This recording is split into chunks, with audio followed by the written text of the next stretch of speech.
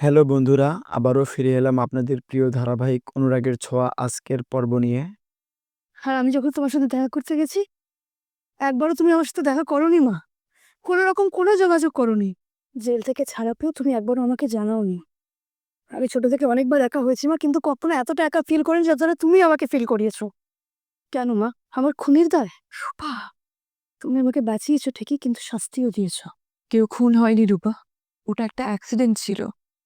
আর এখন এসব কথা তোলার কোনো মানে হয় না। তোর অনেক অভিমান জমা হয়েছে, আমি সেটা বুঝতে পারছি।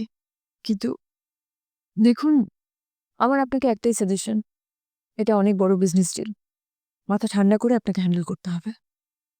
আমারও তাই মনে হয়, সবটা আমাদের প্রফেশনালি ডিল করা উচিত। আমি পারবো না এই ডিলটা করতে। ওই মাথায় দাদাই শোন, আসার পর খালি হাতে ফিরে যাওয়াটা ঠিক হবে না, খুব খারাপ হবে। হাউ ডাজ ইট ম্যাটার বলতো? ওই লোকটা গিয়ে তাতে তোর কি?